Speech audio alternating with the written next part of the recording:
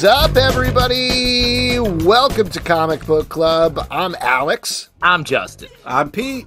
And we're coming to you live from a couple places on the internet. We're live over on Facebook, YouTube, Twitch, X/Twitter, Instagram. Maybe you're listening later on, I don't know, places. Android, Apple, Maybe this is Spotify. a reel that your uncle sent you because he's really into like Jackpot #1 from Marvel Comics. A reel?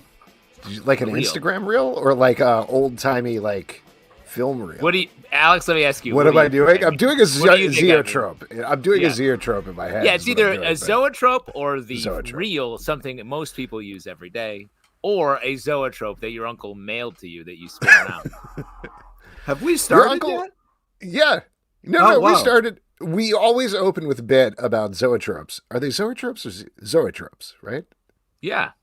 We should move on from this, right? No, this is good. It's Zoe Deschanel tropes. That's great. right.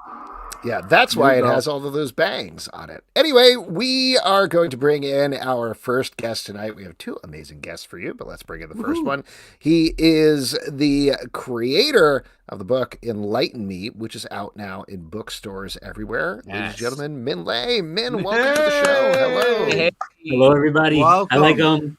I like starting out the image of the Library of Congress having physical reels of all your podcasts somewhere in their archives. They're safe for posterity from the Exactly. post-apocalyptic world. We're going to have a lot of time on our hands. Yeah. I love it. Man, could you imagine if they made room for every podcast? They'd have to get rid of everybody else in Washington, D.C. Anyway, we're gonna... Wait. Min, Yeah, before what's we up? start, I just want to say that nerd wall you got going on behind you is pretty epic. Is there anything you want to point out back there? Let's see here. Most of this is kidlit stuff. So I made a deal with myself when I got my first book deal that every time I signed a deal, I would get like some kind of print from a nice. like literature artist. So not all of these are book deals related, but like I've kind of I was going to say, given my- you're pretty good. so- Pretty good yeah. couple of years, it looks like. So I've given myself the excuse to kind of mark the occasion. Oh, nice. That's awesome. Awesome. For a graphic novelist, I do have a Tilly Walden print, who's one of my favorites from that space. Yeah. Yeah, That's we awesome. had her on the show a couple of, almost a year back at this point, I guess. Oh, really?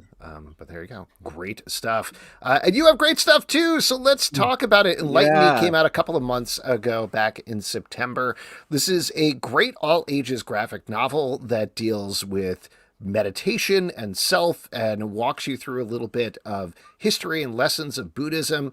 I thought this was absolutely delightful, and one of the things that I think, particularly for our audience, if you hear that, and nothing against it, but if you hear like Buddhism or meditation, it's you do it through the lens of this kid who's trying to learn about it and is filtering it through. If the you'd ideas rather of- be playing your Game Boy instead of Exactly.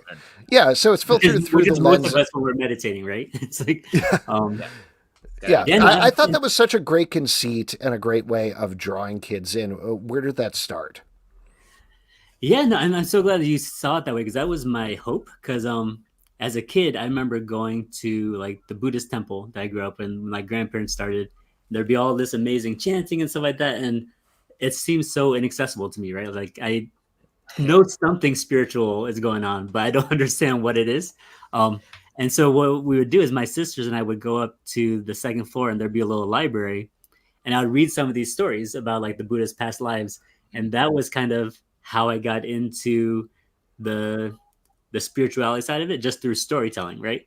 So for me, I was like, what is the book that I wish I had when I was that age that kind of like combines the kind of Buddhist folktale side of things, but also like the video game aspect and kind of like filtered through like a more modern sense of humor. So it's like kind of like bringing all these stories that have been around for thousands of years. How do you bring them up to the present in a way that like kids can actually engage with? So that was a hope. So I'm glad that seemed to come through for you all. Yeah, definitely. One thing I love about what you just said is the idea that like when we are young, we have parents and grandparents who you love, and you're like, they love this thing, and I don't get it at all. What are they doing? Why? This seems not my thing. And so you want to get into it, but there's no entry point. And like I feel like Enlighten Me provides such an entry point, and especially like the humor and just the way it's the art is such an accessible like way of getting into the book. Like it's really it's such a bright book, especially dealing with something that is so information heavy. Yeah, I really love it. The art does such a great job of capturing the kind of imagination of this child that we get to kind of like rock throughout this. And his imagination is so powerful and kind of beautiful. It just kind of lightens up the page in such a creative, cool way. I personally love the kind of like Super Mario 2 Leaf world, you know, when he turns into like a raccoon type of thing. And then some amazing characters. I mean, obviously we've got like different kind of gods and stuff as well, but I love the turtle, the lion. Like, what were some of your favorite things that you got to kind of bring to this book, or what are some of your favorite characters that you got to see on this page that you were blown away with, and why was it the turtle? Yeah, no. I love that framing. Yeah, no, the artwork, Chan is such an amazing artist. And like I said, I grew up reading a lot of these stories, but I never saw them, right? Because I just saw them in print. So to see these characters brought to the page and these like super fun, colorful illustrations is so rewarding. And when I show these to kids, they get all jazzed up about it because it's like they recognize the superhero references and they get all excited. And then to represent a lot of these kind of like short stories in like a superhero or a video game format, again, is like something that like these kids know, right? They know that language, they know that pacing. Yeah. So it kind of like locks in a fun way. So my favorite episode or vignette within it is when he is fighting the demon Scylla Saloma. Kind of does like the round one fight Street Fighter style battle. And for me, I'm like, I grew up playing so many thousands of hours of Street Fighter with my friends that like that kind of rhythm of like facing off against someone was just like candy to me. And when I saw what Chan did with it, it was just like, it was perfect. But the turtle is a close second. So. Thank you for putting that there. One of the other things that I think really works about this book is, and I'll say this is from my perspective, I don't want to make this universal, but I don't normally think about kids as needing to do meditation or needing enlightenment or anything like that. Like that's something for down the way with adults our age that we're going to deal with. Now. Yeah, right now, later on after this podcast, as much as humanly possible. But you set it up really nicely as this kid is dealing with bullies at his school for very specific racist reasons, other reasons, but just also generally bully reasons. And I thought that was such a nice framing to make me, the reader, an older reader, understand why this kid might need it, as well as using it as an entry point for younger readers. How did you hit on that? Why was that important to start off with? For me, it was kind of, I remember being that age, right? And I had like the most supportive family, the most supportive community. But I remember when something would happen, when something would go wrong, I had this instinct to kind of like turn away from everyone and just kind of like deal with it on my own, right? And like not share, not lean on the people around me. And I think that's a super common instinct when you're of that age, of just like, you know what, I have to deal with this on my own, right? So whether it's like meditation or through these stories, him kind of figuring out, because there's a dual meaning for retreat in this story, right? There's the meditation retreat. There's also that like instinct to like retreat from the people around you. Yeah. So the hope is that through these stories, they see a character whose instinct is to retreat, finding his way back to himself, his family, his community, and just realizing that when you're dealing with stuff at school or like bullying and stuff like that, you don't have to do it alone, right? That there are people who care about you, that you can lean on them. So like filtering that message through like a fun video game storytelling kind of story is hopefully that they'll come away with that understanding, and that if they do have that instinct that I had to kind of like go off on my own and just like wallow in those emo emotions, all that like stew of adolescence, that they at least have an example of a way out of that. And let me just say, despite the fact that I'm wearing a crooked hat and Krang t-shirt, I am an adult. But I did, this really hit home with me as well. I feel like this is such a good read for anybody because we need to chill more and be sort of more meticulous with sort of what we're thinking about in a blurry world. Like, I feel like this book is nice for anyone of any age. Oh, I'm going to put that blurb on the next edition when it comes out. Yeah, get the Krang t-shirt and me being a human. Yeah, just the first part. I wanted to ask you about something that doesn't necessarily have to do with the book, but it's something that you say in your bio in the book, is that you wish you had time to meditate more. I'm paraphrasing a little bit. Has that changed at all since the book came out? And as somebody who has found it very rewarding when I've meditated, but always gets distracted and ends up doing other things and then forgets about it, how do you get yourself to get back to it? Okay, so that's a funny question, because leading up to the release of this book, I was like, I got to put my money where my mouth is. I have to be able to meditate. I actually have 2 meditation pillows on the back of my wall in my office right there. Yeah. I've taken plenty of naps on those pillows. Yeah, I was gonna say, are they for show?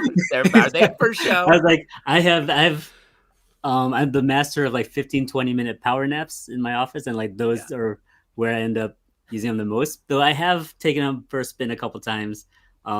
So meditation for me is still a work in progress for sure. But I think a lot of times for me now, it's like finding that one thing to do and just focus on that one thing and just be like totally present when you're doing it. Right. Because a funny thing, talking about like podcasts and stuff, I'll go through phases where like, okay, I am going to be more mindful, just present in the moment. And then a minute later and be like, I'm about to walk upstairs. I need a podcast to keep me company for those 5 seconds. And I'm going from one room to the other, right? I'm the same way. I'm like, I better throw something on. I got to let the dog out. I'm like, I'm there for 1 minute. What am I doing? What am I going to do in that time? So the mix of like your ambition or like your ideal sense of how you spend your time and just like the practicality of it, I'm still working on ironing those out. But I do try to be more mindful about stuff, even if I'm not like sitting down and like meditating. I feel like there are ways to build in that kind of attention to what you're doing and where you are, which is at least hopefully a start. And I can do that for at least a minute before I fall asleep on the floor over there. So, I'm 1 minute closer to enlightenment. 1 minute of meditation as you're falling asleep. Exactly. I do that. Yeah. Napping meditation is something I'm going to pioneer, and we'll see where that goes. All right. Well, I look forward to that. $1 million in that. Since it has been out for a couple of months now, sort of on the same bent, have you gotten any feedback from people who have read the book and said, hey, this has encouraged me to meditate more. This has encouraged me to try meditation for the first time? Yeah, no, a couple of people have said like it's a really wonderful introduction for them into the idea, like kind of a reminder of why it's valuable. I've gotten more feedback from readers who are either dealing with or have family members dealing with bullies, which interestingly enough, and like trying to figure out how to use this as a vehicle for having that conversation. Because one thing about the story is that the bullying storyline doesn't really resolve, right? It's kind of like there's an incident at school, he goes away. Because for me, the bullying episode is like this inciting incident, but the real journey is his own like internal journey of like being ready to share with his family, right? Being ready to come back and open up. And that is the resolution. But some people are like, oh wait, but what happened with the bully at school? And I'm like, he went and beat up the bullies though. Right, exactly. Exactly. So, I'm enlightened the whole family gets together and goes to school and beats up the kids. Yeah, community sequel. That's good. Yeah, enlightened family. But I think kids can sort of sniff out content that is like, you have a bully. Here's a very aggressive bully forward story. Right. And what I like about this as a dad, because my kids are just like, my older daughter's just a little too young to maybe quite get all this, but I want to give this to her because it glances on it. So the story isn't about that, but you land in a place of dealing with it for yourself. Yeah. Yeah. No, I'm glad, because the hope is to avoid the falling into like the after school special type of storytelling beats and be like, because you said kids pick up on that and they're like, oh, here we go again. Right. This is like the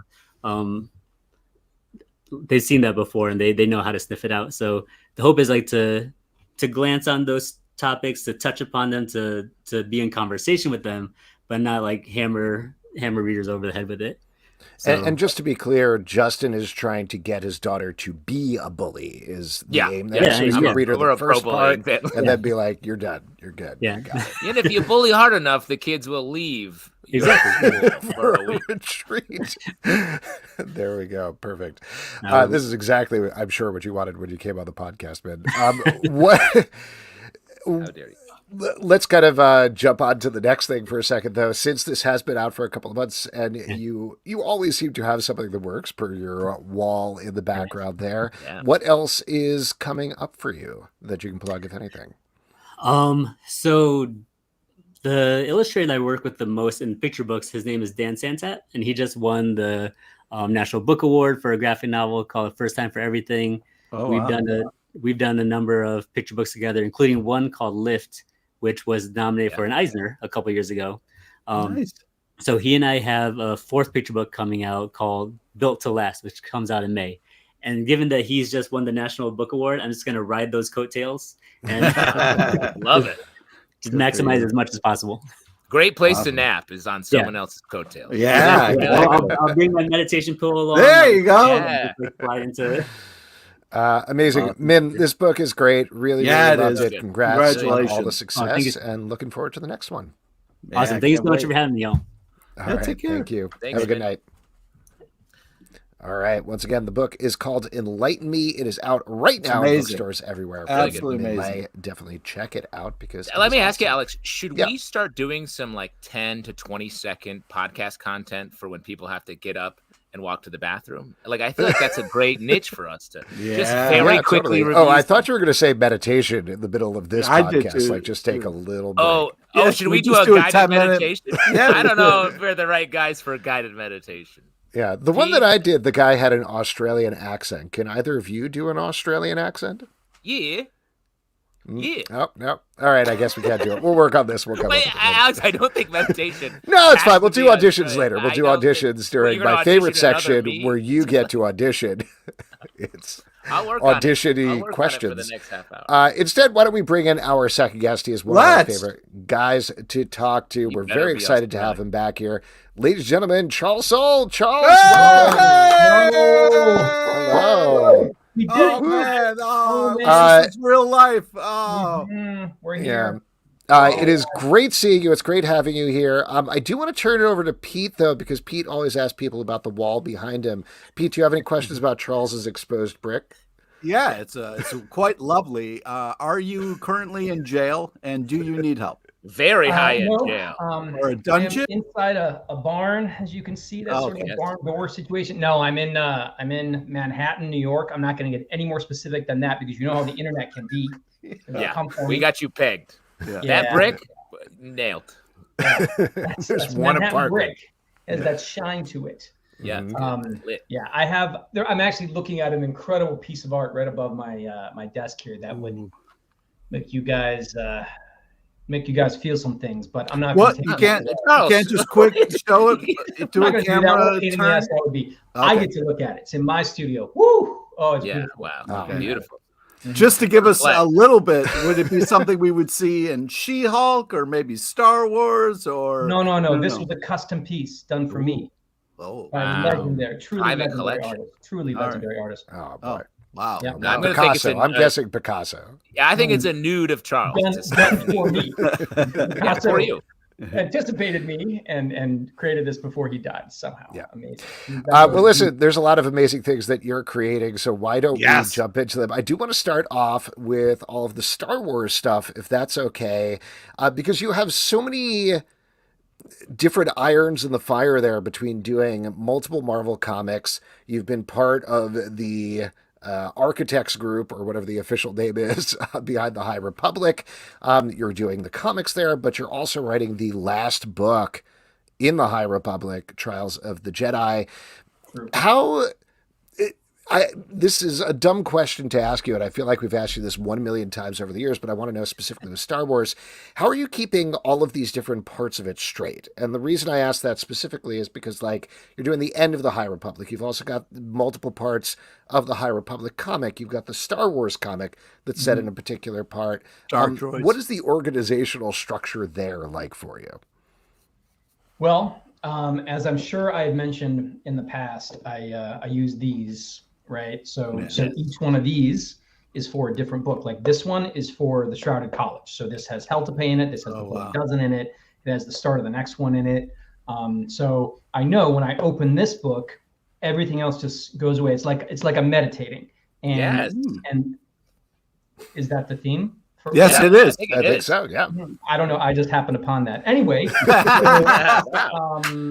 I use this, and so it really, like I go to a place that isn't. I mean, sometimes I'm here, but usually I'm actually like doing the writing when I'm here. But when I'm like working on the story and breaking it all out, I do it here. This is actually the High Republic one, which since all of High Republic is secret, that's why it's like a camouflage. Yeah, it's gotta be tough to find. Yeah, I lose it constantly. It's very frustrating, but I can never find it at night. It's very tough. But in any case, that's kind of how I do it. I don't know. I get asked this question all the time because I am always working on, like 7 or 8 different full-on stories at the same time, and It all was born out of how I started doing this, which was when you start getting into big 2 comics, Marvel and DC. I think I talked to you, like we all have a long history together. We have been talking about comics since the 80s, I would say. Well, I believe we went to Shrouded College together. But when I got in, I was on 3 books for DC and 3 books for Marvel at the same time. And I was like, this is just what I have to do, because I will make sure that every book is as excellent as I can make it, and every book is my ticket to the next book, and I'm not going to let any of them go. I didn't realize kind of that I was really, really grinding myself into a little powdered version of Charles. And so you would have thought I would have learned a lesson and stopped doing that, but I'm still doing it. It's on things that you don't necessarily know about. Like I'm actively writing Trials of the Jedi, which is a full-on, incredibly high-pressure Star Wars novel that is essentially the episode 9 of the High Republic, and the High Republic has been incredibly successful. So like they trusted me with starting it and sticking the landing. So it's like if George Lucas had done both episode 1 and episode 9 instead of just episode 1. Could you imagine? Wow. Yeah. Hard to imagine. That's my life. You just blew my mind there. Let me ask you about the Star Wars, because I think, and I've talked about this a lot when we're talking about the books in specific, because it's such a it's the ones that take place during the continuity of the main Skywalker movies. It's hard because what characters you feature, but you can't really change much. You can't touch them. But I feel like you have such a knack for like the Dark Droid story, which you're doing in the main book now. Mm-hmm. Like, what's your process like sort of landing on something that has enough juice where it really feels like that strong story, but it doesn't feel like the end is an inevitable return to the main continuity?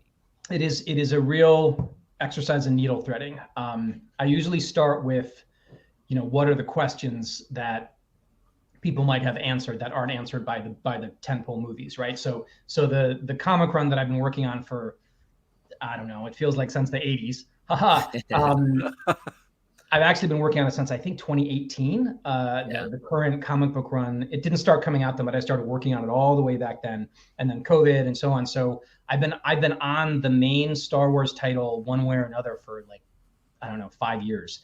And so, and that is set between Empire Strikes Back and Return of the Jedi, and we are approaching 50 issues plus tie-ins and all these other things. It's been quite a road. But way back when I started doing it, I was like, okay, I'm assuming that the audience for these comics is mostly people who have seen Empire and Jedi multiple times, probably, who know them, consider them sort of sacred texts, and will understand allusions I may make, or will understand what I'm doing with the characters and so on. So what are the questions that aren't answered by those 2 movies, things that must have happened between Empire and Jedi? Good example is Luke becomes a total badass, which he absolutely is not at the end of Empire Strikes Back. He's a whining, one-handed. Yep. I guess he's not. He's two-handed, I guess, at the very end. But for a little while, he's a one-handed loser. Okay. But that you have notebooks full of those words. The one-handed loser shows up. You're the mean girl to lose. You gotta find ways to take what you feel here and make it palatable to the audience, right? So anyway, this one-handed loser wasn't very good at Jediing. He had to figure a lot of shit out, but we don't see that. All we see is super Mr. Badass with 2 hands and a green lightsaber now and all this cool stuff. We don't see those things. And so I'm like, well, that is a story. That's an obvious, that's an incredible story, probably. And so I started figuring out what that would be. But then, I mean, that's the one that everybody thinks of. But then there's others. Like, how does Lando go from being this, 2-handed scumbag to being somebody who I'm focused on the hand thing? Yeah, it's very hand focused. That's what the key is. It's all about the hands.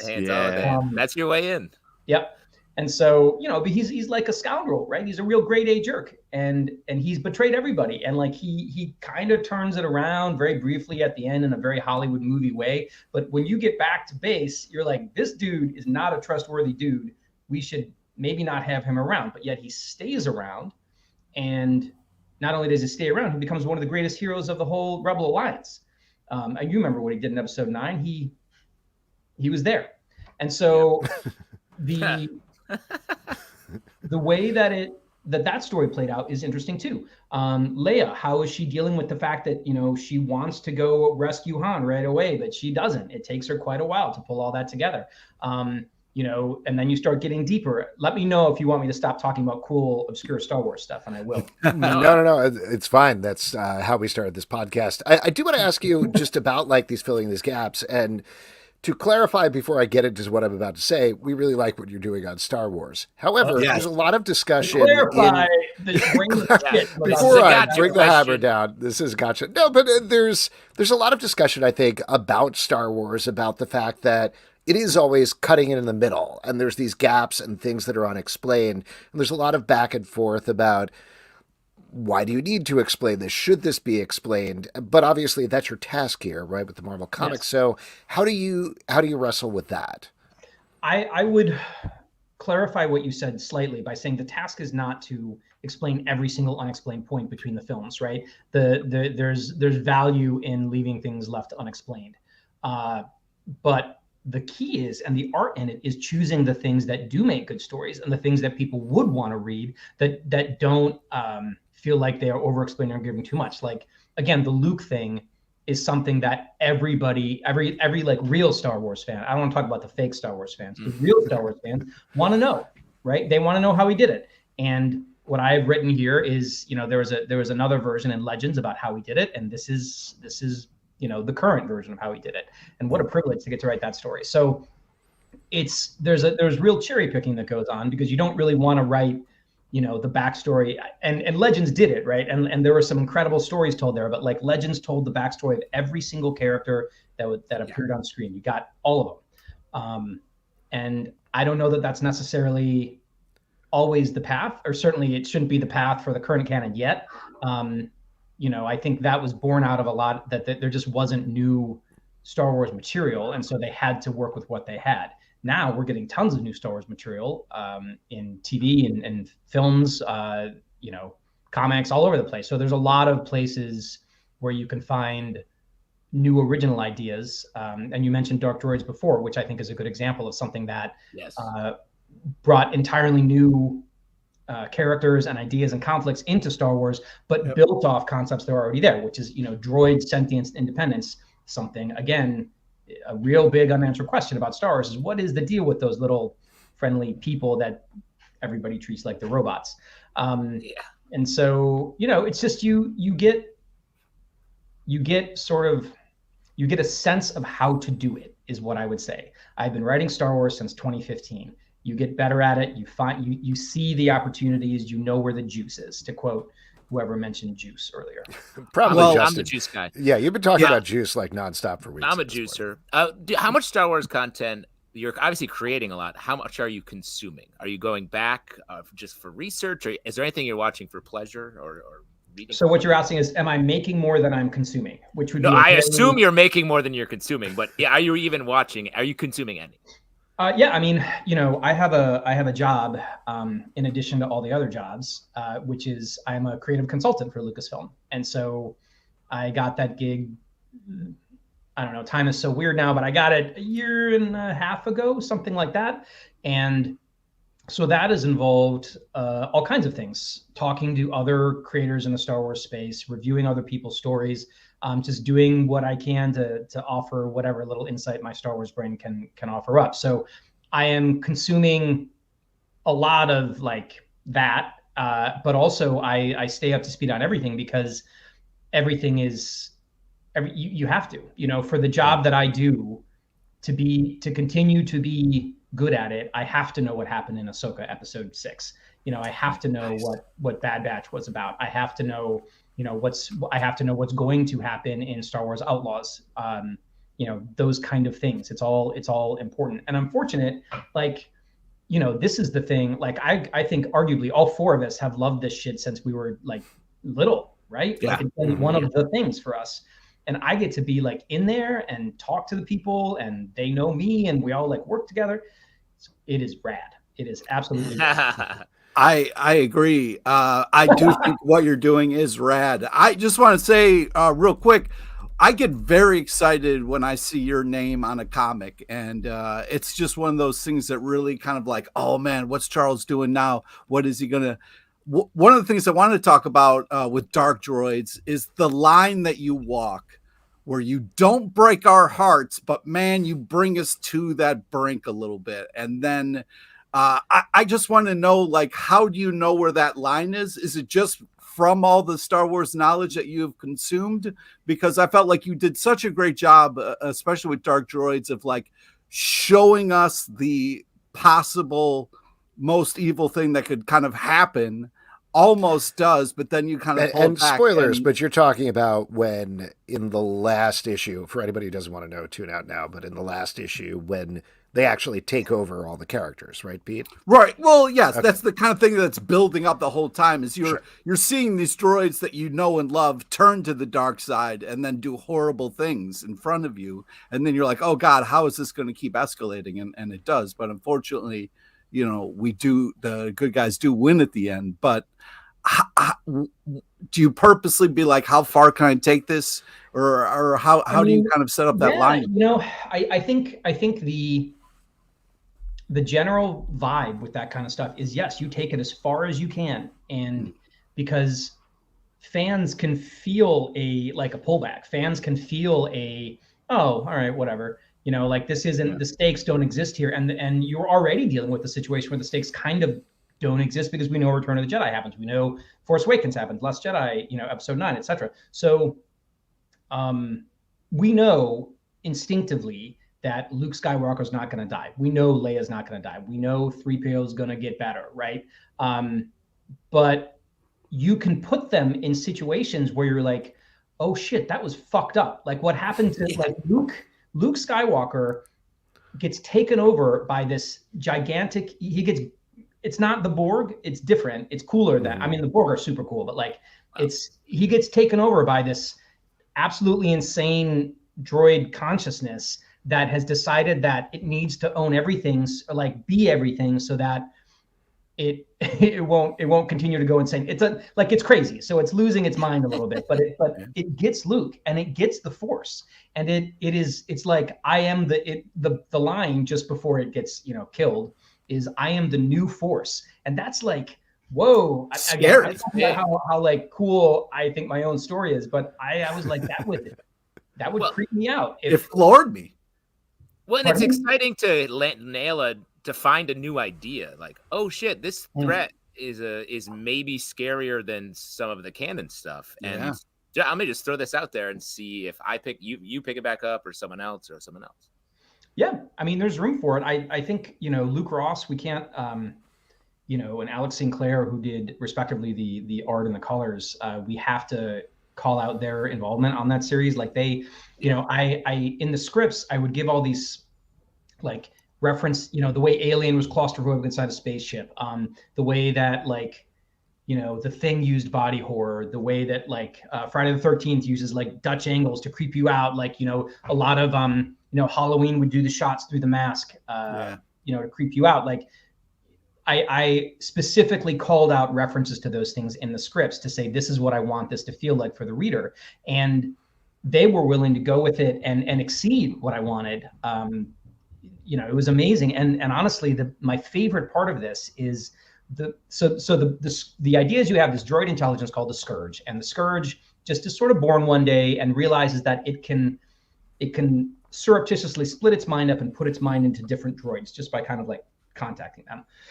So you start having droids all over the galaxy that are all this one thing, and it's like they're all like watching the people, so it's like your phone start being taken over by this thing, and your phone is like listening to you, and it's thinking about you, and it's like, that's not possible, Charles. It's judging you for the things that you don't judge me, right? And it realizes that what it has to do is it has to find a way to get into the organics, because if it doesn't, they will figure this out and kill it. And so the whole book has this sort of like arc of it trying to figure out how to go from the metal to the meat, as it says. So it goes from popular droid characters, R2-D2, etc., to cyborg hybrid characters like Lobot, to eventually the human. And so you just like, I don't know. It had this very natural arc of increasing horror and tension, which I really loved. Like, you can see the path that it's going to take. But to go back to Luke and Alex, one of the things I asked for is it needs to have all these like screwed up mistakes along the way. It needs to try to like stick a human arm on a droid and see if it works. It needs to like put a stormtrooper's head on an astromech's body and like see if it works. And so there's all these incredible shots of the Scourge like in these horrifying experimentation labs doing that. And to Lucasfilm's credit, they and Marvel's credit, they're like, yep, this is cool, let's do this, which I was very pleased about. I was kind of surprised and pleased about. No, right, great. I mean, when we were talking about it, that was one of the big things that struck me, is those designs plus the scourged out Star Destroyer that was flying through all the time. Very, very cool. Before we move on, though, I did want to ask you one last thing about this Dark Droids thing. When did you hit on the idea, which I was so struck by in the finale of the series, that, like you said, the Scourge is losing his mind, but you really feel for him in a certain way towards the end there, because he starts to understand self and understand, he becomes so bifurcated throughout that he almost starts to recognize himself as an individual being. How did you hit on that idea? I'm a big fan of science fiction and science fiction tropes and all that stuff. So I've read more than my share and viewed more than my share of like artificial intelligence stories, everything from like HAL 9000 to Ex Machina. I mean, there's tons. This is well trodden ground. And so I was like, okay, what is going to make this interesting and unique? And we've seen stories where it's one body coming to that sort of realization that it's self-aware and intelligent.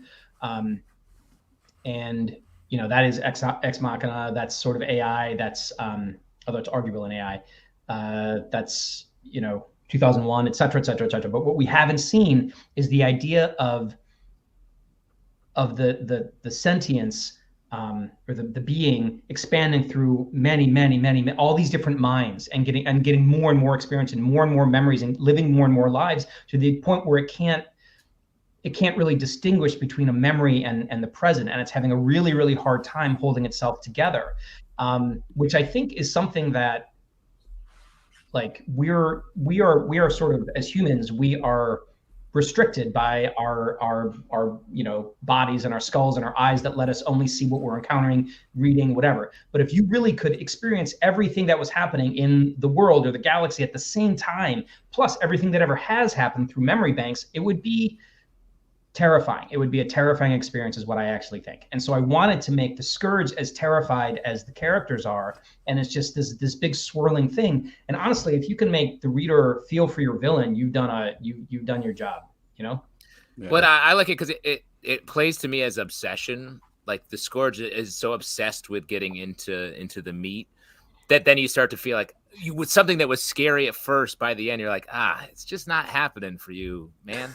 And so you just start to, that's to me where the transition was from being legit scared of it to being like sort of feeling a little sorry at the end when it's defeated. Yeah. I hope it pulls it off someday. That's all I'm saying. I'd love to give me some Scourge. Take my meat. I'd love to get on the meat. Let's talk about. Well, hold on. We got a question from YouTube here. I want to ask, which is a bit of a swerve, but I'll throw it out here before I forget. This is from Edward Doherty. I was a big fan of Letter 44. Any plans for a similar series? How would you create a science fiction metaphor for the Trump era? And he also follows up with, I just realized that idea is undiscovered country.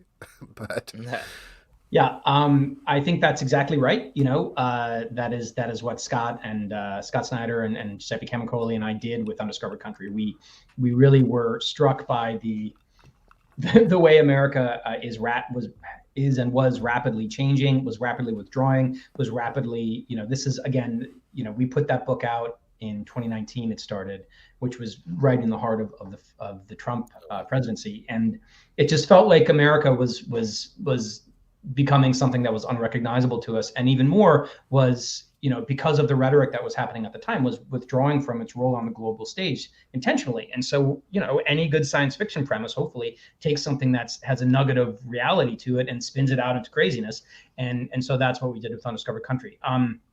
Speaking specifically of Letter 44, well, thank you. I really like that one too. That was my first big, I think, again, all four of us on this call. Sure. The Zoom we're having, are familiar with like the big, like 10 volume, 6-volume trade series that we, whether it's Preacher or Sandman or whatever they happen to be.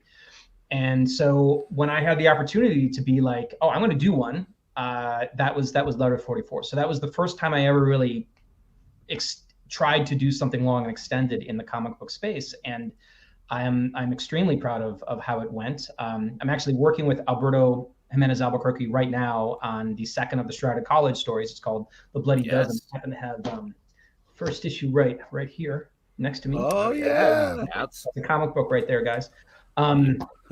So he's drawing the hell out of it. I'm sure we'll talk about Shrouded College in a few minutes. But as far as Letter 44 specifically, you guys want an exclusive?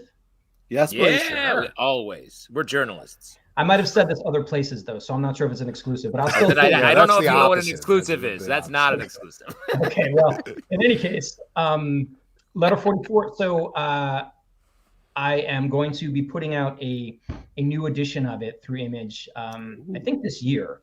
And there's a lot going on in the adaptation space with Letter 44, very exciting things. And so I've always thought it would really work well as one of those big like mega compendiums. So it's a lot of issues. I think it ended up being like 36 issues when all was said and done. So it's going to be a big one, one of those like Saga Walking Dead level compendiums. But at the same time, what I think I might do, and I have, Alberto's got to finish his work on Bloody Dozen, but he's doing amazing stuff.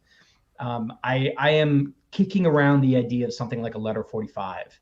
Yes. Which would be a very different story. And I don't know if I think it would have to be set in the same universe for, name recognition and all that stuff. But I think just like a 6-issue thing, just, to put it out alongside the compendium, just to say, here's something cool for you fans who've been waiting for a while. So I'm not sure. Nice. But it doesn't have a moleskin or anything like that, but not yet. It could. That's exciting.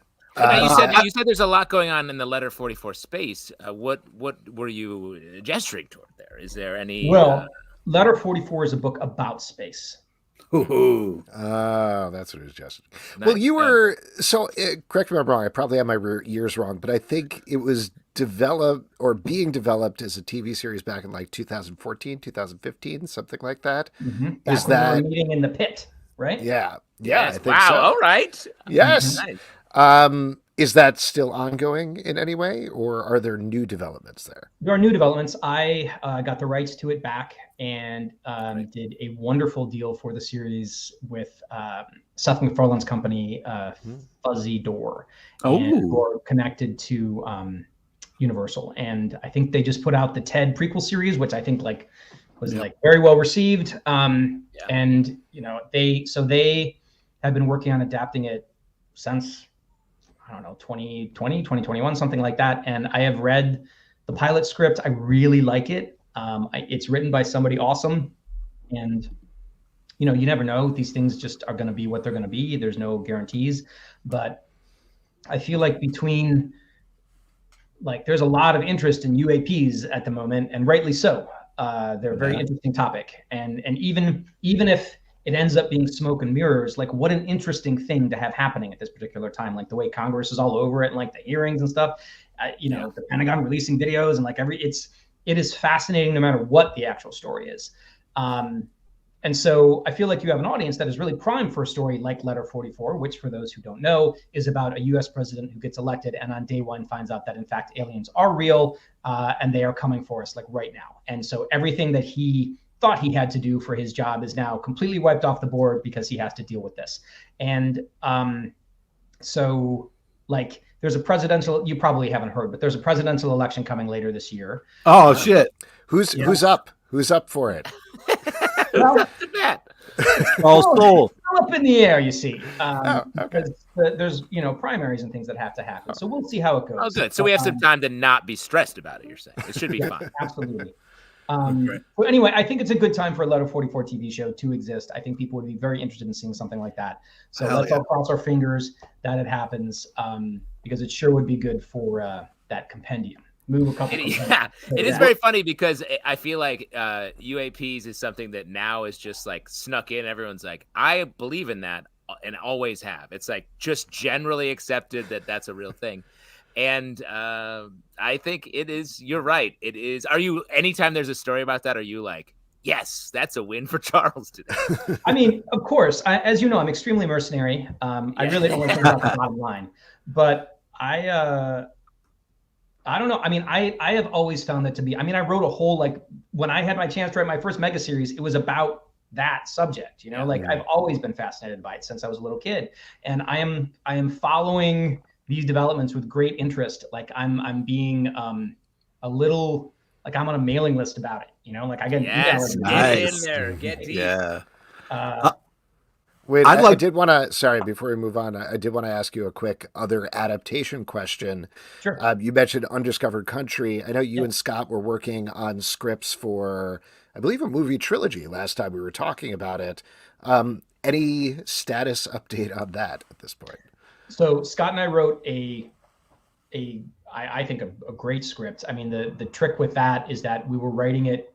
We always knew, again, like Undiscovered Country was and continues to be yet another mega series, right? And when we were writing the script, we were writing it, we knew the shape of what we were doing, but there were many, many things that hadn't happened yet. And so we were writing that screenplay, like writing toward the ending we thought we were going to do, which basically is the ending we're going to do. But it was extremely difficult, especially since we were both we were writing it during the pandemic summer, and it was not my favorite writing experience, but in the sense of not anything about like Scott or anything like that. It was hard. It was hard work, hard to focus.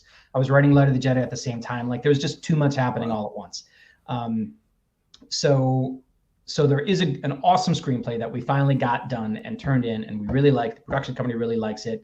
But again, another piece of news you guys might not have heard about is last summer there was a strike.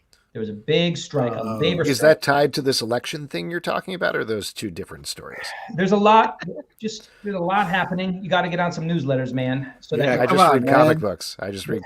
That's all I do. But anyway, everything is weird. Everything is pushed back. We will see what happens. I think Undiscovered Country, now that we're approaching the finish line on it, it's going to be a 36-issue series. We are as convinced as ever that it would be just astonishingly cool TV or film. So, we'll see what happens. But, I think Scott's writing issue 29 right now, and then I'm on 30, which will finish the arc. And then we have the last arc, which is real bonkers stuff. That's going to be really cool. Well, that's very I have one last adaptation thing I want to ask you about. No. This is just to wrap up this. You got a lot of stuff. But this will transition nicely, I think, into the next comics thing. 8 Billion Genies. That's what I've been waiting to talk about, motherfucker. Well, don't just jump in over me. Hold on. All I was going to say about it, specifically, for anybody who doesn't know, at least this was announced a little while back.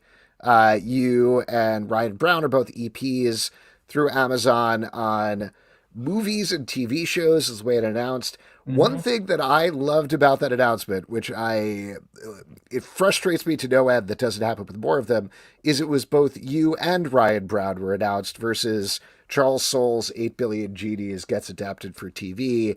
Was that something the two of you talked about to make sure that you both actually got equal weight in terms of this announcement versus most of these type of things, they favor the writer over the artist? Well, rightly so.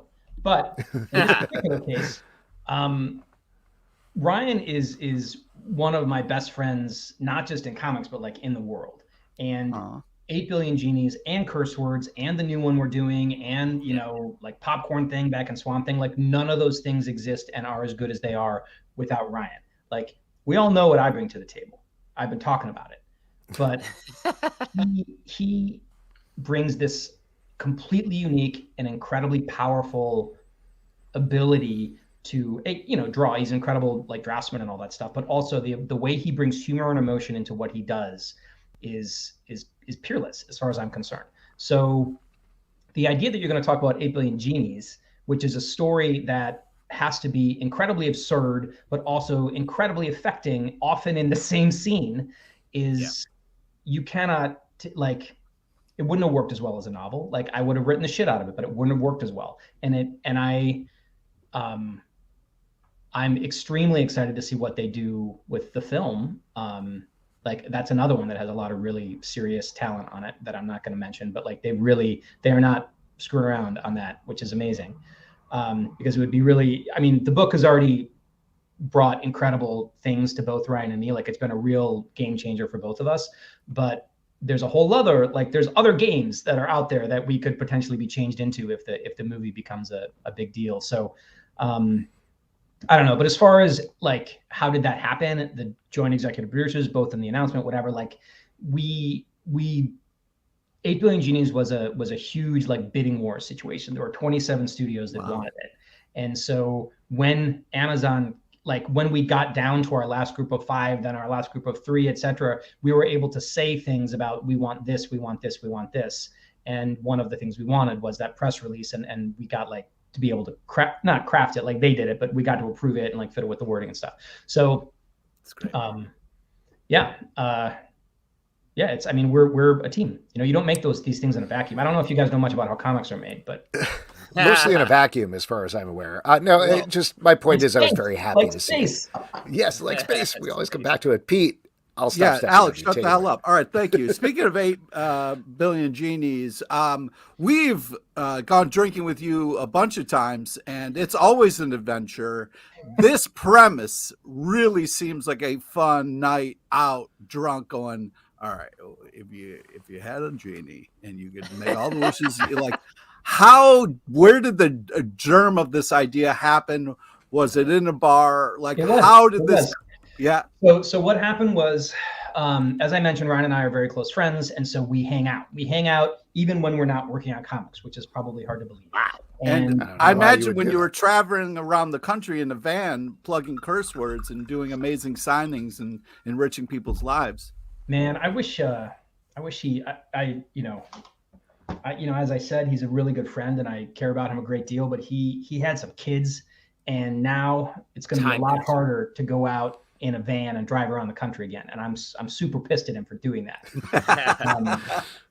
But before those kids showed up, who are awesome, before those awesome kids showed up, we did tons of cons. We still do tons of conventions. We still hang out all the time. But one of the things we would do is sit around and just like try to make each other laugh. And one of the things that we did was we talked about stories that could not, like impossible stories that couldn't exist. And Ryan came up with the initial sentence, which is everyone on Earth gets a genie at the same time. And his contention was that someone would immediately wish for the world to blow up or to become a pile of ice cream or batteries or whatever. That's what he said. He says someone would wish for everyone on Earth to be a pile of batteries, which is a very Ryan Brown idea. Specific. And so he's like, the book would be over on page 2. And I said, you know, Ryan, I think there might be something here. So let's just sit on it. Let's just let it cogitate. That's not right. I would cogitate. The idea would marinate. Let's Percolate? let the idea marinate. That's right. You're marinating in the idea. You're like a Let it piece of marinate. meat. Letting You're it meat. soak in a little meat. bit. And that was so long ago that at the time we called it 7 Billion Genies. And that is not just a fun line. That's actually the truth. And then when we finished Curse Words up, we were like, what are we going to do? What are we going to do? What are we going to do? And what we decided to do was take a break because we were exhausted. But then when the break was over and we were like getting into like, then it was like pandemic time again. And so we did our fabled Curse Words Kickstarter, which is still not totally fulfilled because I have to finish this fucking album that I've been working on for 4 years. But when we finished that, and then we're like, okay, what are we gonna do? And I said, I want to go back to the Genies idea. We were kicking around like, I don't know, we had a lot of stuff. He wants to do this book about just tall guys. Just that's it. He comes back to it over and over again. He wants to do a book about tall guys. I don't know what that is. But I thought the Genies idea had some merit. So I'm like, just let me go and sit with a notebook and figure it out. And so I did. And I came back and I said, I think it could work this way. And that's when I had the beginnings of the rules, which were like, it's not 3 wishes, it's 1. In the first issue, somebody wishes for their bar to be. Yeah, I was going to say that bar part, really. Right. And then all of a sudden, you just follow the characters that are in that bar as they're watching what happens to the rest of the world. So you have an opportunity to put the audience, the readers, in the bar as they are also watching what happens to the rest of the world. And then from there, it was just spinning it out and figuring out the best way to do it and find the emotional core. And, I think what we ended up with was I don't know. I think it is basically a perfect comic, and those are very hard to do. I don't know that I've done another one, and maybe a single issue here or there that I could say that about, but like an actual series from start to finish that I would say is like A++ stuff. I feel that way about this one. I think it lands on every level, and I'm super proud of it.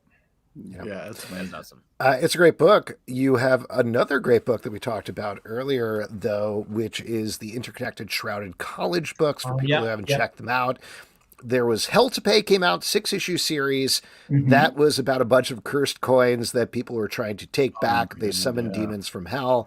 But then there are 5+ series that are coming out. The current one that you mentioned is The Bloody Dozen. I believe the second issue comes out tomorrow. It's a cursed coin. Don't wish. Demon in there. But the second issue of that comes out, and this is a heist thriller, basically, or a jailbreak thriller, where a bunch of astronauts are sent to break out or break in. We don't exactly know what the plan is yet, at least as of the first issue. There are a bunch of vampires that are imprisoned right next to the sun.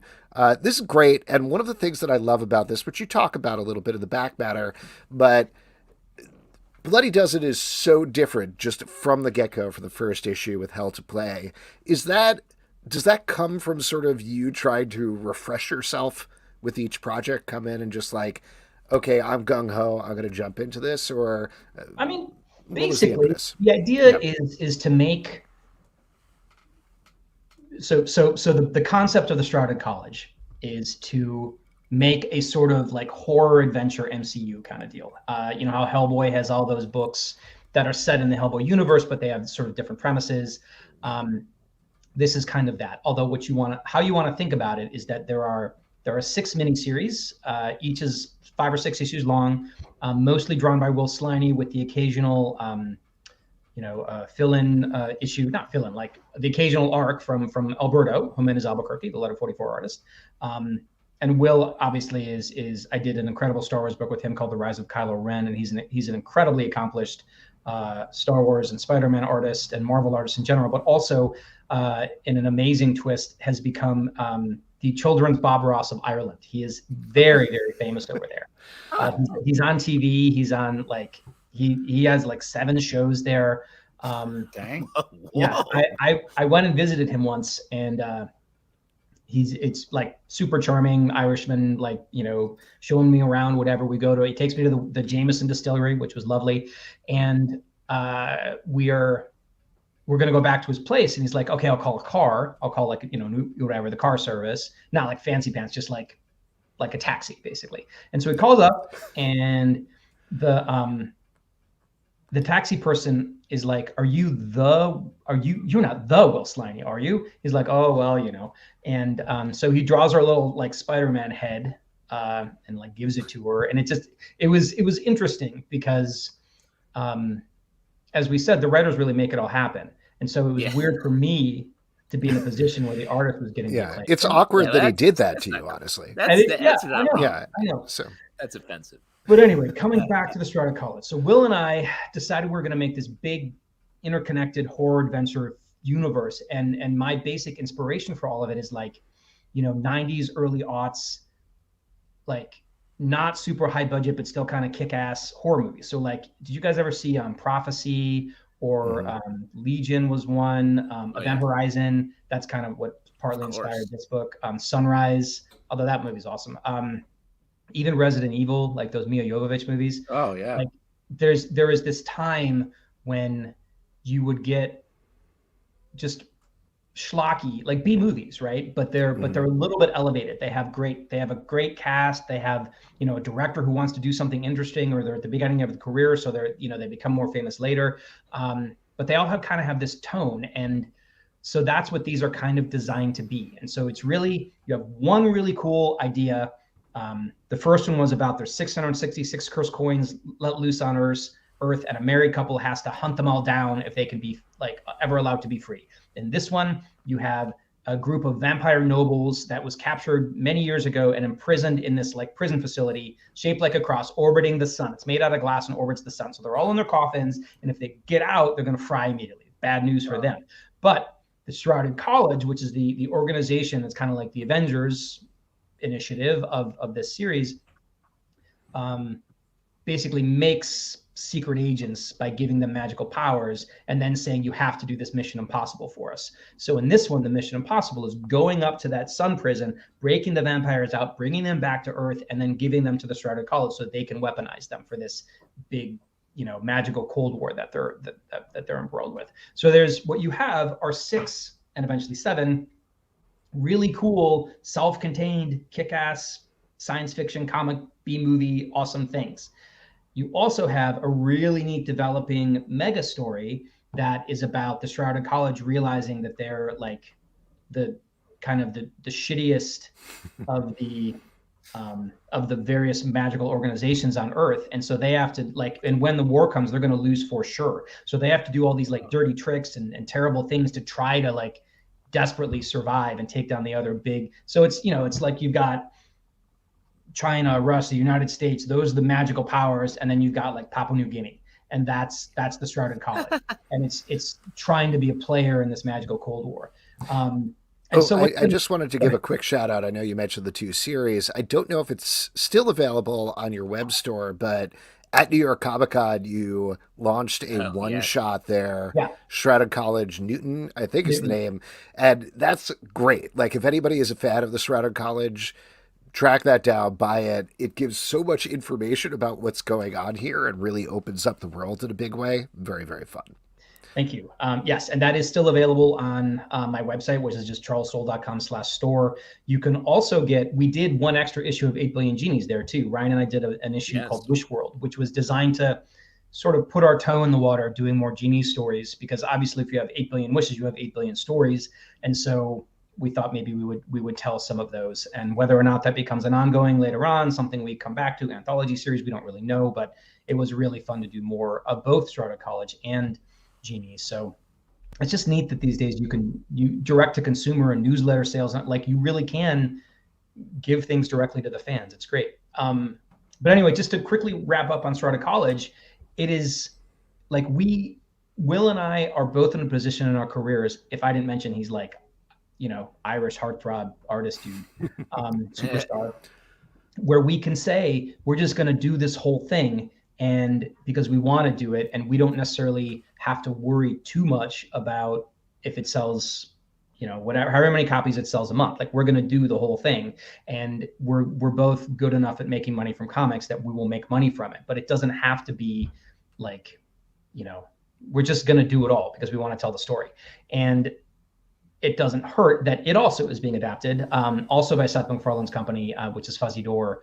They, I guess they like my stuff, Right. but they are planning to adapt it as like a supernatural Mission Impossible TV series. So that is in the works as well. So yeah, I've got a lot of stuff going on. We have kept you very long, but I do want to ask you about one more TV thing before we let you go, just because it just happened.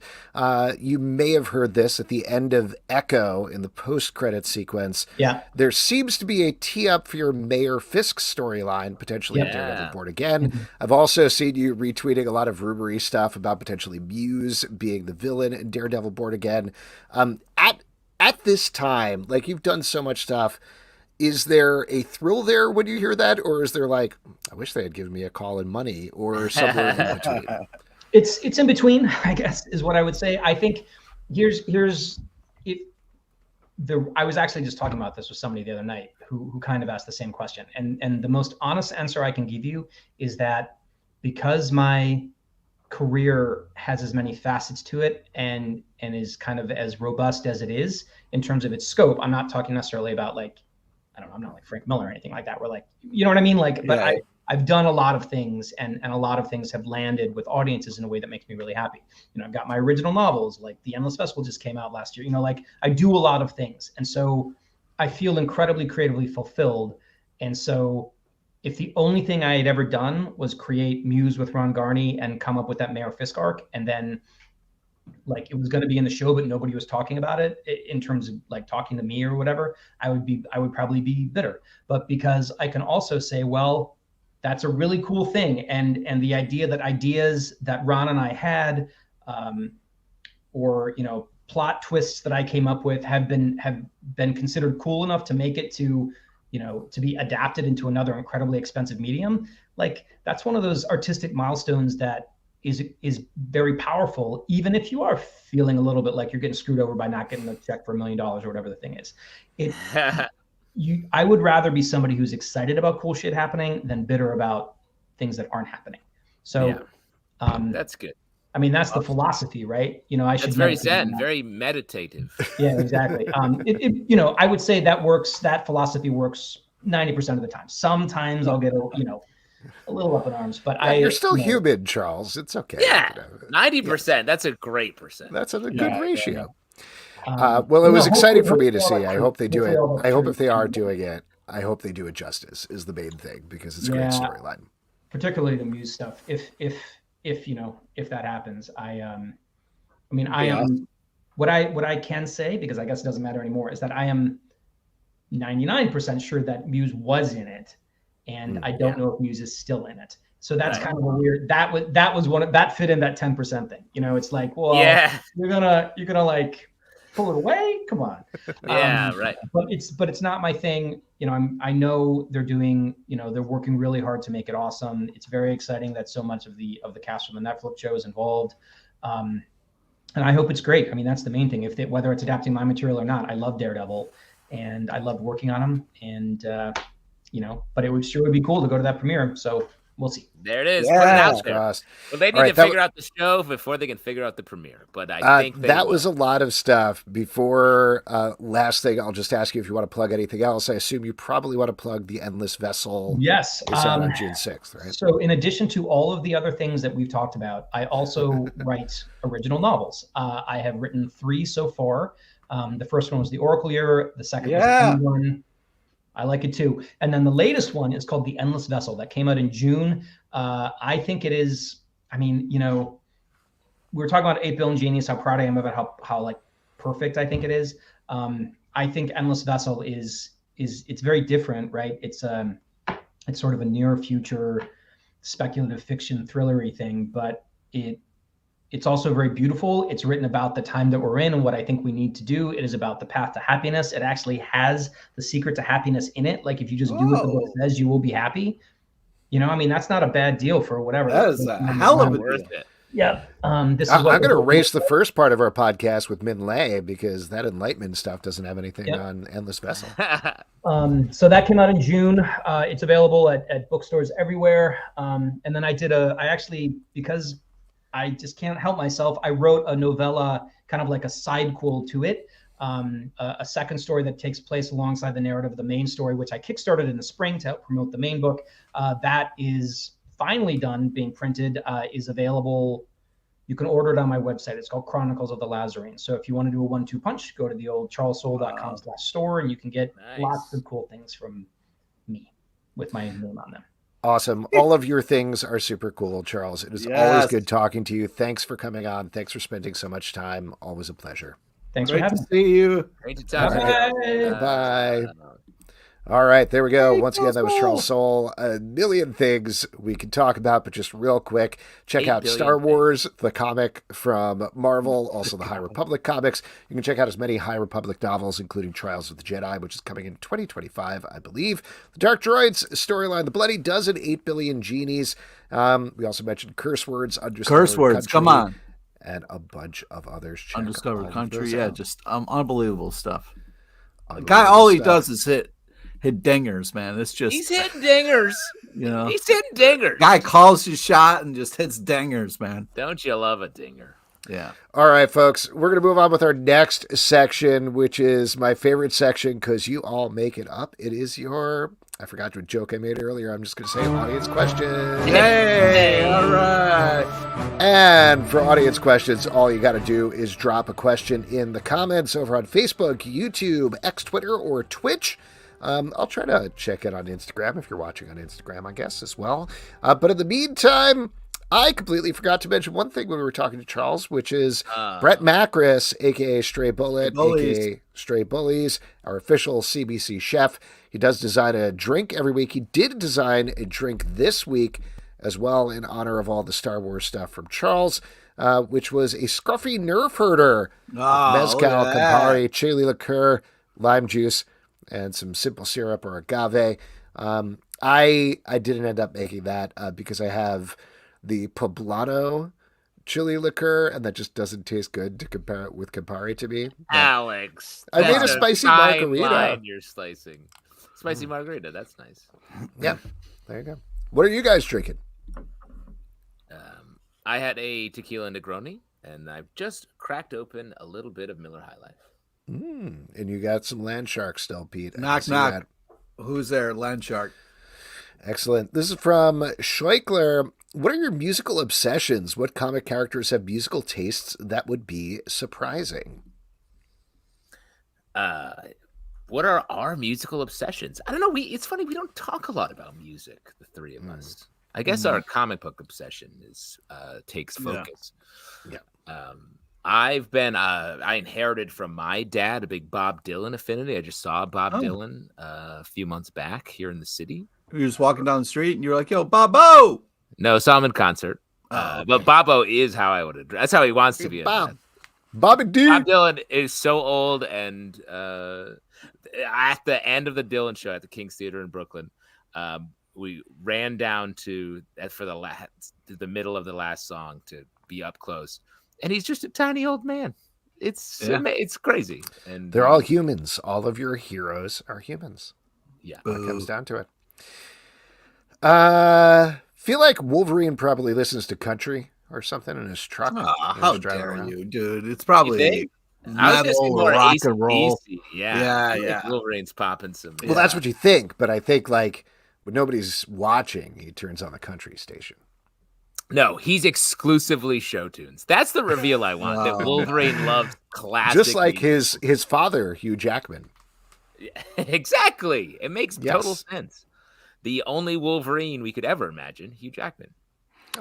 I mean, as far as musical obsessions, I go down different rabbit holes of different kind of stuff. Like I'll go through like a Zeppelin Rush drum solo, kind of like a rabbit hole on YouTube of watching different things. I'll go through different metal kind of obsessions, and there'll be like certain riffs or different songs that I have to listen to the original of, or where did it come from, or who got this from what, or whether that's Prince guitar solos or whatever it is. But let me ask you, who are you telling to go fuck themselves when it's just you and YouTube?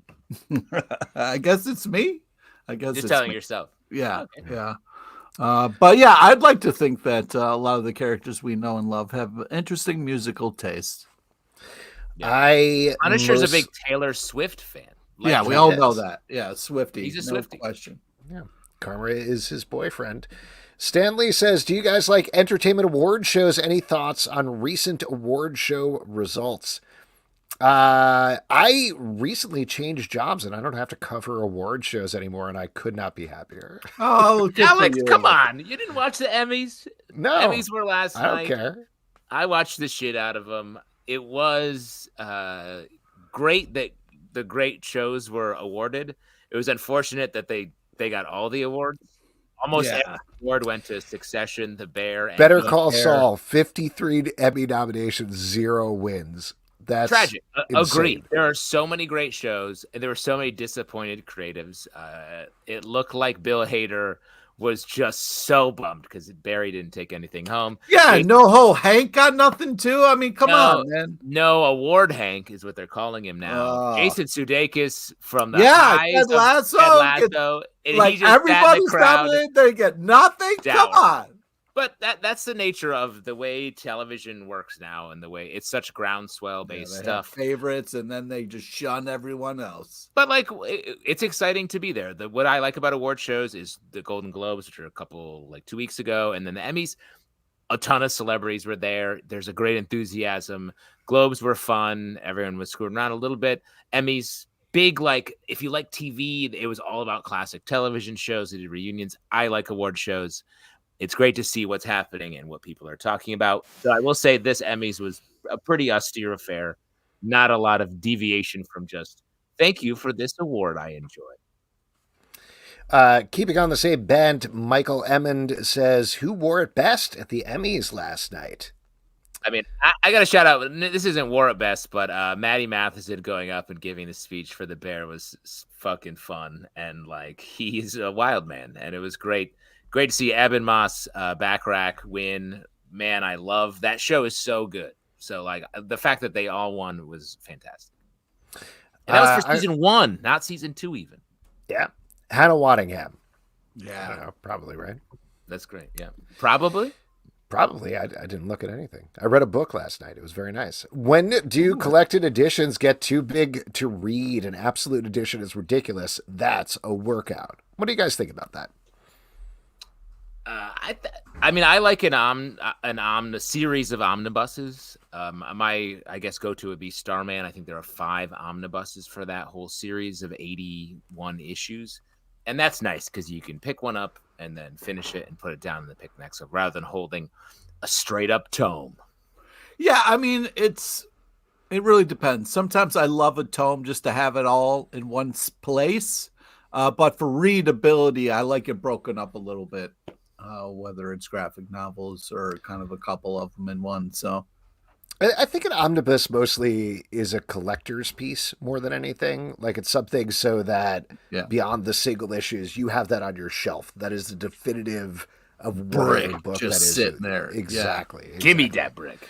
But that said, they weren't that size, but the things that were dozens and dozens of issues, those are the ones that my dad got for, I've talked about the Superman thing that he had. He had a bunch of other books like that. There was a Little Nemo in Slumberland enormous collection that he had that I think, I don't even know how many strips, but that was great cool. Because as a kid, you could sit there for hours just flipping through that. That was an entire afternoon or day or something like that. And it was just so good. So I think there's a room for it. I've been reading the Calvin and Hobbes strip with my kids, and reading them with children. Which one are you on? We're just reading through. I don't even know, but it's great. But also, I'm you don't really get what is happening in this. So much of it is high philosophy or but they don't have to get it all. No, of course. And they really love it, despite the fact that I'm do you know what they mean when he's talking about how children are shackled because of their lack of democracy? And I'm maybe not, but I agree. I love reading anything to my kids. All right, that is it for your audience questions. Woo-hoo! We are going to move on with our next section, which is trivia. And for that, we're going to turn it over. Oh, wait. We're not going to move it on to trivia. Thank you, Pete. I Actually, before you do that, before you mention that, I also forgot another thing, which is we got a little plug here. Oh yeah, do the that I'll plug do real quick. On this episode of Comic Book Club, we're excited to feature a really funny podcast, perfect for anyone who hates censorship. If you love censorship, this is not for you. It's called Bandcamp, and the hilarious duo of Jennifer and Dan hosts it. Bandcamp is a comedy podcast where they read banned books, try to figure out why they were banned in the first place. This season, they're reading Mark Twain's classic, The Adventures of Huckleberry Finn, one chapter at a time, out loud. If you think banning books will lead to a not-so-great future, then Bandcamp is for you. Whether you're like Jennifer, curious to read the book for the first time, or like Dan and love banning, I'm kidding, and a little too lazy to read it yourself, you'll love Bandcamp. Look for Bandcamp, that's banned with 2 N's, on your favorite podcast player and subscribe today. Let's get banned together. Yeah. Now, over to Pete LePage for letter reading time. This is, letter 44 with Pete LePage. All right. So this is Spawn the Dark Ages, number 15. From what year, Pete? From what year? It doesn't say on here. Here, I'll find out. So I'm sorry I don't have my gloves on me here. I wish I did. Can you mention why you're... Yeah, I'm going to get there. So, but I wrote in to Spawn the Dark Ages. And this is a handwritten letter or an email? No, this was a handwritten letter. Yeah. Also, I just want to mention, so when you first mentioned this, when you wrote it, I was like, this was when Pete was a little kid writing letters. This is May 2000. Yeah. I just moved to New York City. I was living in Harlem. With my roommate for sounds of jazz floating past your window. Oh, don't. Joe, it's right by the Lenox Lounge. Are you kidding me? Come on. I was 123rd of Malcolm Hulk and Abomination fighting right outside. I love what this else do I know about Harlem? Period piece vibe we're establishing. Yeah, I must have been the Charleston was the 21, 22. How old was I in 2000? Don't say, Pete. Yeah, don't say. All right, here we go. All right, so I have to read this letter, which I don't want to read, but you guys are making me. That's not what's happening. You got the comic out, and you picked it up without gloves, and everyone's mad. Oh, come on, dude. Stop. I'm going to use... I wish I could show you my comics. Gloves would help them. Gloves would be like... I'm covering my fingers with my shirt here. Just hold it. Okay. How much... Dear Spawn the Dark Ages... By the way, Todd McFarlane just texted me. He's watching the show, and he says he never wants to see you again. Okay, that makes sense. Let me read this first. Because you touched the comic book, just to be clear. Yeah. Oh, okay. I only for a little bit. Okay. Dear Spawn in the Dark Ages. First off, oh my God, this is so me. I love it. The comics, the toys, the HBO animated series. Now this is parentheses. Not going to say anything about the movie. Yikes. Wow. Way to be with the man. Way to be with still putting it out there. Putting it all out there. Let me just say, Pete, this is exactly how you still are now. Son, buckle up, because it gets more me as it goes. The voice of Spawn in the animated series is so key. Anyway, I was wondering if some of the Dark Ages toys, if I will ever see them in the comics. Okay, down to business. The comics. My favorite is, of course, Dark Ages. My roommate Dave loves the Undead, and we both love regular Spawn. I just finished reading number 14 of the Dark Ages. I'm curious about the next adventure. I really enjoy the way the pages look like old photo albums, just showing snapshots of faces and such. Helps with the storyline a great deal, I feel. The main reason I am writing is that as much as I'm enjoying... Sorry, this is 2 paragraphs down from when you said down to business, right? Yep. Yeah. Okay. Let me just say the phrase "I'm curious about the next adventure" is going to be heavily used in the Stack podcast from now on. Okay.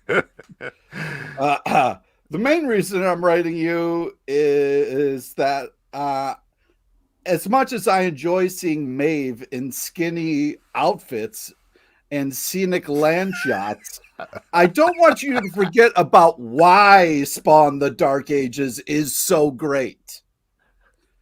It's Spawn, and seeing him in action, messing heads up with all those really cool medieval weapons. You know what I'm saying? Thank you for making Spawn. I appreciate what you and everyone involved in the making of this comic does. A big fan, Pete LePage, New York. So while you were reading this, I was going to be like, hey, what prompted you to write in this letter? And correct me if I'm wrong. The answer was too many sexy ladies in the comic book need to focus on the violence. Yes, because the issue before this had a character, and maybe she wasn't as so that incensed me to write. That's immediately amazing. That was the most that complimentary takedown letter I've ever read. Michael Eamon says it in the comments. Hey, creator of Spawn, you've lost your way. More blood, please. Downs. That's the tweet version of that letter from Pete. That's amazing. Thank you so much for reading that, Pete. That was. Hey, wait, did Todd McFarlane? Did anyone respond in the? It was just printed. Oh no, yeah, there's a response. What are you? You're not going to read the response? What? Pete, should we save this for the next time? No, read it. Take it out. It's a 5-episode arc. Let's just get to the letter. Yeah, we don't want to know your secret Spawn the Dark Ages. Hang on, I got to cover my fingers. You don't. What's the value of Spawn the Dark Ages number 5? I'll look outside that of the personal value. What number was this again? Number 15 on the Dark Ages. And just keep in mind, it went from mint to near mint on this podcast. Oh my god! No way, man! I've been covered. Nope. Once oil touches it, NM. Okay. Man, they do like 3 paragraphs. Like I can't read all this. Just give us the funniest one. The toys we design are done exclusively to be the toys as a No, you got to read the whole answer. You got to read the whole answer. This is how it starts. Yeah, of course. Okay, go ahead. The toys we design are done exclusively to be the toys as a crossover from publication to plastic. I want each area of publishing games and toys, TV and movies to march to the beat of its own drum. It doesn't mean I haven't done it before, and we may do in Dark Ages, but we don't have any specific plans right now. With the team of Steve Niles and Nat Jones on Dark Ages, we'll take the book into a direction that focuses more on Spawn. We'll strip Spawn to his bare essentials and make him fight his way back to the top. Coincidentally, a hot new movie just came out called Gladiator. In the simplest form, it does the same thing by taking a leader and bringing him down a few pegs that forces him to climb back up and to power and dignity. It's a common thing that has been happening for thousands of years, and we're going to take our crack at it with Spawn. Hope you enjoy it. He's basically like, I'm turning this into Gladiator, so shut the fuck up. That's really funny. What a hilarious comparison. And that was amazing. by Mr. McFarlane himself. Now, wait, Pete, is this the regular edition or the newsstand edition? Because they're two different prices. I don't know. It's this one. Is it shinier or does it look like newsprint on the cover? It's definitely shinier. It's shinier. Okay, so it says here, if untouched by human hands, $30,000. Otherwise, $5. No, it actually is $5 isn't bad. A near mint is $10.14 on eBay. Hey, that's not bad. The newsstand edition is $30 for some reason. So there you go. Ooh, this was probably more rare. This is when we were all getting our comics in the shiny side. Mm-hmm. Well, anyway, thank you for reading that, says Pete. I should have told them how old I was. Yeah. Your biggest fan, Pete, 20. Age blank. 36. Yeah. All right, why don't we get to our next section, which is trivia. And for that, I'm going to once again turn it over to Pete LePage. Wow, right. Pete.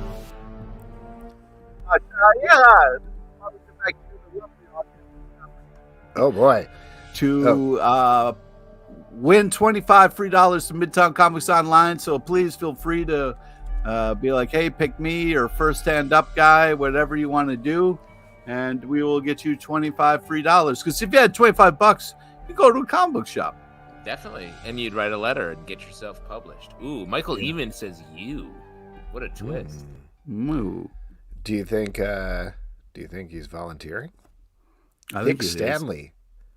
We'll pick Stanley. All right. Oh, Okay. David Cruz has a me out there. Oh, David Cruz. How about David Let's go. Cruz? Yeah, let's go with David Cruz. All right, David Cruz, David you Cruz, got it. Give me the juice tin name after all my juice talk earlier. All right. All right. Today's trivia is on unintentional funny moments in comics and a small nod to the legend, Tom Wilkinson. R.I.P. R.I.P. Wow. Please listen to all three options before making your selection. Here we go. Question number 1. An army guy in a tank yells, "Blank is fighting with a one-eyed monster." Who is Blank? Is it A, Hulk, B, Superman, or C, Matthew Cox? Nice. The old So when you think of monster, maybe you think Hulk. You know what I mean? I don't want to lead the witness anyway, but Nice. This is a court trial in a lot of ways. oh, okay. All right. Well, I'm in trouble then. David Cruz says Yahoo. So he's Yahoo. a couple of That's seconds just- behind at this That's point. just general celebration. Yeah, that's just David Quinley says, "I'll says, do it." I'll do it. Great. This is going well. David yeah, A. A is correct. All Yeah. right. All right. Question number 2. Who says, "Where is my money, honey?" to Dr. Doom? Is it A, Sue Storm, B, Luke Cage, or is it C, Marty Stone Rock? Don't Marty believe anything that Marty Stone Rock says. That sounds a lot like a comic book character. Yeah. Sounds and, like a Flintstones character. and it sounds like something Luke Cage would say, personally. Oh, interesting. Yeah. Because he talks like that. Or does he Yeah, know a he lot does. of people in the Stone Rock family? Well, he definitely likes to rhyme a little bit when he talks. You know what I mean? He has the Stone Rock. That's A? not Is it A again? It is B, Luke Cage. Uh-oh. Yeah. One. Here we go. Last one. Oof. Question number 3. Who says I can't sit down after what that robot did to me? Was it A, Iron Man, B, Lois Lane, or C, Pat No Day? Pat No Day? Yeah, Pat No Day. Not today. No Day. No day. Yeah. Nice. This sounds like a real movie. Mhm. Wow, And- that does sound like something that Iron Man would say. Well, it's not Iron Man because it was probably at the Daily Planet when it happened. Yes, Lois Lane. Oh, wow. That's Michael not- Amon for the steal. Has that That's ever not- happened before? Yeah, it's not David. Yeah, we can't have. Let's just say David won. David, congratulations. You've won somehow against all the Yes. odds. Great. If the you help, would that like was a phone a friend situation. Yeah. Oh, he says B. There we go. He won. David Cruz won. If you would like a Yeah. gift card to Midtown Comics, shoot us an email and we will get that out to you. Pete, what is the secret movie? that you're Well, of course, we're to? talking about the 2016 rom-com, The Choice. What a weird movie to choose for. Tom No, Wilkinson. he is fucking unbelievable in that movie. Don't you say shit about that. I loved him in that movie. Tom Wilkinson has such a storied career. Great He's character adorable actor in in, this so movie. many movies. It's crazy. If only he was in some contextually appropriate movie to our comic book podcast, but alas, I guess. Oh, that's, I guess. we'll Oh, never I'm know. sorry. Maybe I heightened his level in a rom-com. You did. Yeah, you sure. did that. Yeah, that was a Great. confession. All right, You well, just why did don't we that. move on and talk about how comic books are coming out all the time? We love comic books, we so do. what do we want to shout out that's coming out this week or already out this week? Pete? Oh, I want to shout out Black Hammer, The End, number 5. Mm. Nightwing 110. And What's the Furthest Place from Here? Oh, Excellent. wow. Yeah. I thought for sure you were going to say a different comic, but I won't. Ooh, do you want to? Justin, what about you then? I got to shout out. I had a lot of great reads here. One of my Oh, favorite lot of comics that's been going on is coming to a conclusion. The Enfield Gang Massacre number 6 comes out tomorrow. yeah. I love that team. It's Chris Condon and Jacob Phillips from That Texas Blood. Wrapping it up, then I believe they're going back to more of That Texas Blood. Excited for both. And a comic that I really enjoyed the first issue. Very much looking forward to the second.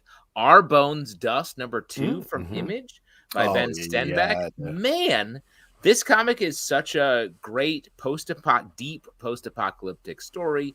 Humans on the run, aliens are popping by, but the tone is just right. It's super surprising and interesting. Really enjoy it. Lots of stuff I'm really looking forward to tomorrow. The ones that I'll shout out: The Deviant #3 from Image Comics by James Tynion IV and Joshua Hickson. This is a messed up Christmas serial killer tale that I've been very into. Also, Miracle Man: The Silver Age #7. Finally bringing to a close the story that began, I want to say, 30 years ago. Neil Gaiman and Mark Buckingham. So very excited to see how that ends. And I guess I'm the big G.I. Joe fan on the podcast because Cobra Commander always been true. Cobra Commander! No. It doesn't. You didn't mention it. You didn't mention it, so I guess you're not into it. But I'm excited about Cobra Commander #1 is coming out. The Energon Universe titles have been great. So that we had a great talk with Joshua Williamson 1 week ago tonight about this very comic. Absolutely. You should check that out if you want to know more about Cobra Commander and Duke and all the other books he's doing. And all of those books are going to be in our Stack podcast, which debuts Wednesday at 9 a.m., both in the Stack podcast feed and in the Comic Book Club feed. And folks, that is it for this week's show. A couple of people we want to thank. We want to thank Minh Lê for coming on to talk about Enlighten Me. Also, Charles Soule for talking about everything. Always love having him on the show. Check out all of his stuff. Next week on the show, we're going to have 2 more great guests. Heath Amodio is going to be here to talk about Copycat, and Andrew Cranky is going to be on to talk about Bloodrick. Great new Bloodrick, a book. Bloodrick, great new Conan Rick type series. Excited to chat about that. Comic Book Club News, our daily news podcast, coming out every weekday at 6 a.m. Go and subscribe. Marvel Vision, our Marvel podcast, as mentioned earlier, I didn't mention this, but we did our Echo episode where we talked about the whole season, so check that out. Patreon.com/Comic Book Club to support the show and all the shows we do. Don't forget to subscribe on Apple, Android, Spotify, or the app of your choice. At Comic Book Live on Twitter/X, Comic Book Club Live on Instagram and TikTok, comicbookclublive.com. For this podcast and many more, until next time, good night. Good night, everybody. Thank you. They sit on crappy couches and they let their secrets leak.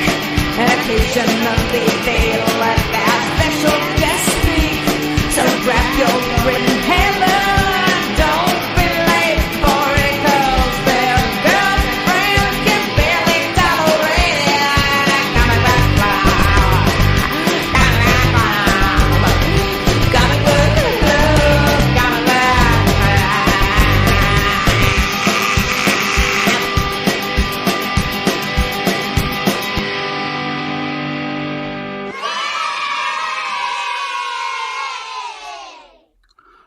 Alex, the thing about meditation is it's okay if you get distracted. You just need to start meditating. Is this the part where we do our meditation minute? All right. Yeah. Everybody just calm down, Crikey. No one wants that. No one wants what you're doing. Put another shrimp on the barbie and just What was- relax. Why would you say